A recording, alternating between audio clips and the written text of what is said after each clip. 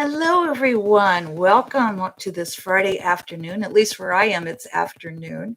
So good to see all of you on this Friday. Very snowy Friday afternoon where I am. But you know what? I am so grateful to be here because I have electricity and I have running water and everything is fine where I am. So let us all remember to hold our brothers and sisters in Texas in love, in healing energy. Let us also do what we can on my Facebook page and also on my Twitter account. I put out places that we can donate if we care to. Also, if you are in the area and want to make phone calls to check on people, please, I also put that link up. So this is not, well, hello, Annika. Good to hear you and a happy Friday. And thank you for the flowers that she's putting out there for us. So we're going to, this is our 8th week of the year 2021. It is for February the 21st through the 26th. See, I have to look at my calendar here. Well, hello, Johanna. So good to see you. We have 2 questions today that we're going to look at. It's more on angels and communication and soul contract. And hello, Wendy. Good to see you this afternoon. We will also get a message from Phillip, my spirit guide. And for those who aren't familiar, we just do that. We just open to a page, and both sides of the book, we look at that and we say, I'm sorry, I need to get it together here. This particular book is an oracle book, and each page has a different wisdom on it. So we'll get our message from Phillip.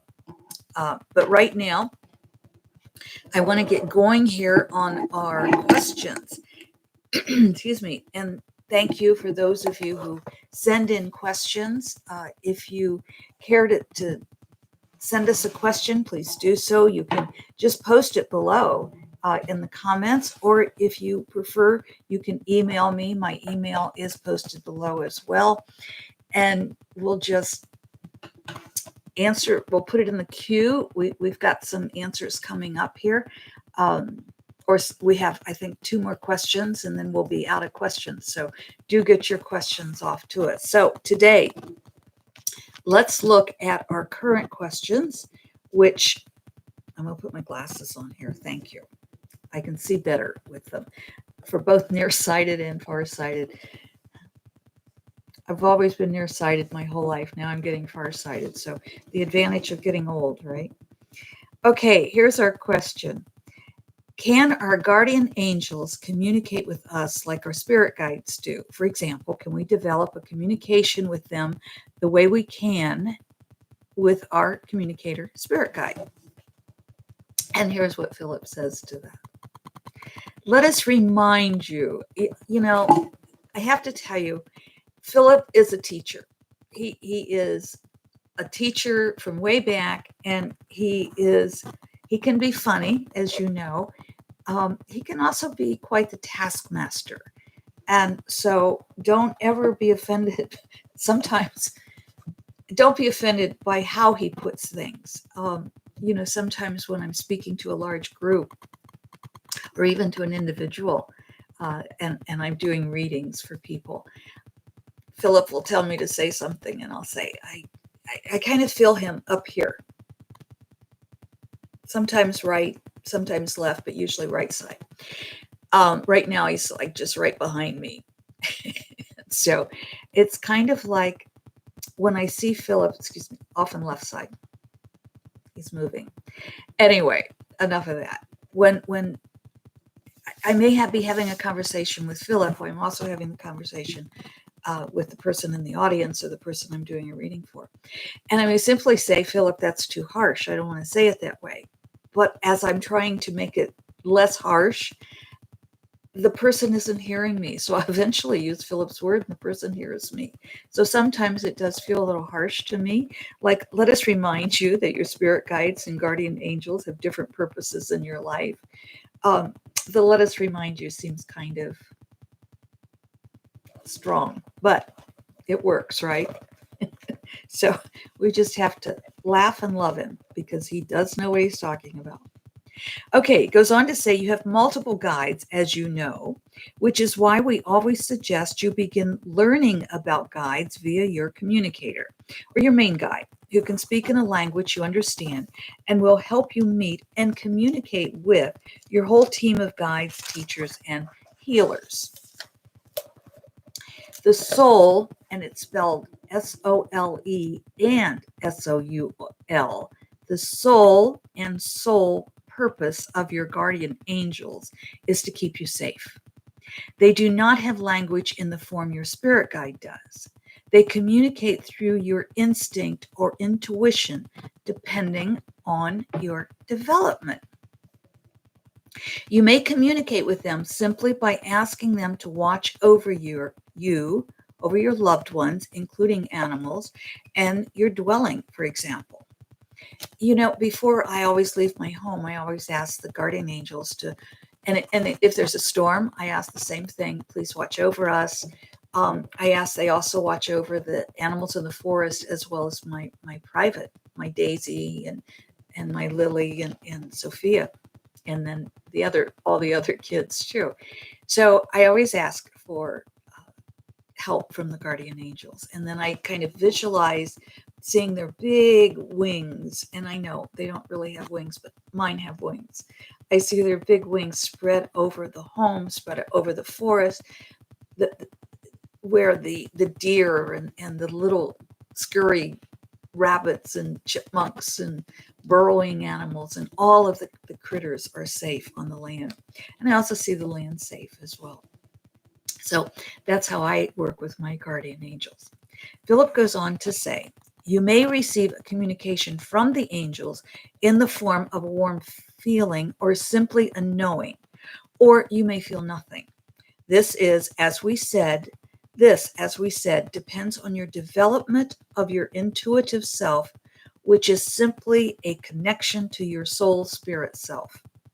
This is quite a different form of communication than that which you enjoy with your guide.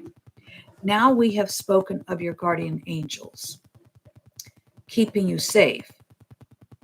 Now we have spoken of your guardian angels keeping you safe. They may do this by impressing on your mind to go another direction, to leave or not to leave, and so on. If you are in imminent danger and unable to hear their warning, they will receive assistance via your guide, who may shout the warnings. For example, let us imagine you are driving a vehicle when ahead of you the vehicle comes to a sudden stop. You may not have yet developed your intuition to the place where you hear and heed the warning from the angels, or you may be so preoccupied your mind is not attuned to the warning. In this case, your guardian angels alert your guide, who gets your attention. You may or may not be aware of your guide telling you to stop. You may hear the voice in your head, so to speak, or simply and suddenly become aware you need to apply the brakes quickly. Or you may hear your guide's voice through your human ears. It may sound like it's coming from a passenger behind you. There was a time in my life, and this goes back several years, where I wasn't loving myself, and so I didn't feel loved. And it was a rough period when we don't love ourselves, because that means we don't receive love from those around us. And so I wasn't receiving love. I wasn't feeling loved. And so I was every time I would drive, I would hear in the back seat at some point a voice saying, "I love you." And I got to the point where I started loving myself. And as I did that, the voice in the back seat disappeared. Or I would walk into a grocery store, and the song that would be playing would be one about, "I love you. I'm showing you love." However the words would come out, it would always be the same type of message. "I love you." As I learned to love myself, I no longer heard those songs, or I no longer heard the voice in the back seat. I no longer needed to. But that's what Phillip is telling us, that you may hear a voice in the back seat. You may not. You may not be aware of the voice. You may just have instincts as stop. Or you may suddenly, be futzing down here with your radio and all of a sudden you look up and know you have to stop. So the guardian angels get to you one way or the other. Their job is to protect you. Phillip goes on to say, to continue, we will look at the next question, for it answers the remainder of what we want to say regarding this question. So this is the second question, which also answers the final part of the first question. Okay, here's the question. As we have spoken in a previous communication, while you were between Earth lives, you gathered a team. Most of these team members have been with you since conception of your soul eons ago. Some have left because you no longer need them. Others have come in because you need them for specific purposes. All members of the team are aware of your soul contract, most likely even more than you are. That humor, that's the humor. So chances are your angels and your spirit guides are more aware of your soul contract than you are. We learn it as we go along through age. We learn what our soul contracts are, and then we fulfill them. But I will say, for every one of us, our soul contract is to love. However that expresses itself is what we're doing here. But we're here to love, to spread love, to show love to ourselves and to others. Shall we?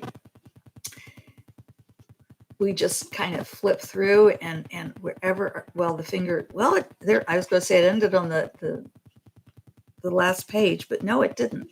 So if I'm thinking right page, if you thought right page, then our intuition's in sync. If you thought left page, which I always read too, that's a message that you need to hear. Well, Grace from Australia, we're so glad to have you with us today. Welcome. Thank you, all of you, for coming and commenting. I appreciate it. And Grace, you're having much warmer weather than we are. I woke up the other morning and it was -2 degrees. And right now I think it's up to 18.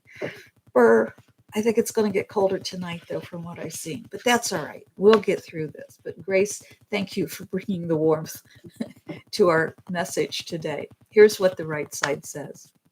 That which you see around you represents the thoughts you have used to create your world. That which you see around you represents the thought you have used to create your world. I struggle with this because I know that master teachers tell us this is all an illusion, but it's very real to me. And so I always believe that, yes, we are spiritual beings, but our world, it may be illusionary, but my mind perceives it as real. I may look at this mouse and say, this is not solid, but it feels solid to me. So I'm always myself struggling with that. I may say there's no snow outside, but step outside in a bathing suit and I'm going to get cold. I'm going to get cold unless I'm bundled up. And maybe it is an illusion and I just believe there's a lot of snow out there and who knows? I don't know the answer to that. But what I do know is how I can act and respond to that snow. I can either feel snowed in and feel uncomfortable and feel restricted and feel cold and feel mean about it, or I could say, it's beautiful. It's beautiful. I love this snow. That won't melt it necessarily, but it will make it a lot easier to get down my lane. And I have to tell you just a couple of miracles here, and I'll read the left side. I haven't forgotten. I live down a 900-foot lane, and the mail delivery is at the end of the lane on the other side of the road. So if I want to pick up my mail, which in rural areas, it's not good to leave mail outside all night, or if I want to take Daisy for a walk, I have to walk that 900-foot lane or drive it. We had so much snow. At one point, I had 19 inches on the back deck, and I have drifts because of living in the country. There aren't any buildings to stop the drifts. I had drifts that high. Other places it would only be 8 to 10 to 12 inches. And a couple of places it was even only about maybe 5 or 6 inches. But you get the idea. Lots and lots of snow. Well, my neighbor normally comes down and plows it with his big, strong tractor. And he wasn't able to make it. I mean, it was freezing cold, so I didn't expect him to make it. But we did correspond a little bit about it. And he was also not sure his tractor could handle it because the snow was so hard packed. So on the second day of the snow, I walked down because I thought the mail person, the delivery person, can't even get to the mailbox. I need to clear away so it's easier for that person to get to the mailbox. So I took the snow shovel down and I was digging out the mailbox. I got to tell you, I'm standing there and I'm saying, oh, angels, please just send me help. I can't do this. Well, lo and behold, I live on the state route or the county, the snowplow. The guy on the snowplow came along. I heard him coming, so I stepped way back from the mailbox, and he saw me there, and he waved, and he slowed down as slow as he could and got as close to that mailbox as he possibly could. You may hear the phone from the other. Ignore it. It's ringing in the other room and we'll just ignore it. So I apologize for that. I turn it off and it still rings. Technology and me are not always the best of friends. But anyway, an answer to a prayer, right? So then I corresponded that night with my neighbor to see if he could come down and clear the lane. And he does this as a gift to me, by the way, which is a wonderful thing. And all I do is every once in a while, when he and his beautiful new fiance, when they travel, I get to go take care of his animals. So Hi Diana, this is Dana. Greg again. I'm sorry. I apologize for that. I so wonderful. apologize for that. Really, I'm honestly not sure there.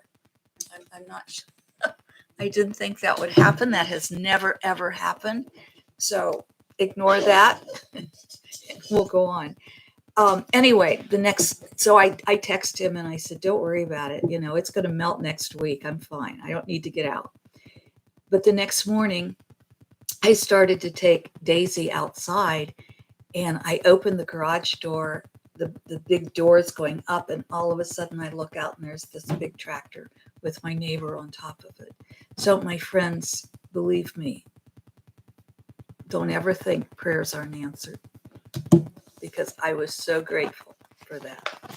All right, just to remind you of, and I call both of those miracles, by the way, but that, because I tell you those stories, because remember, that which you see around you represents the thoughts you have used to create your world.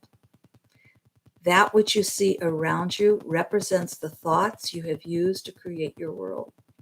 Well, my friends, create a world of love. Create a world of kindness. Create a world that says, help. That's allowed. If you heard left side, this is your message. You can give away only that which you possess. You can give away only that which you possess. So if you're getting that message, you've heard me say this before, when we breathe in, we receive. When we breathe out, we give. If you're always giving, you have nothing left to give because you're not breathing in. Breathe in, accept graciously as well as give graciously. And I accept all the love that you send to me, and I am so grateful for it.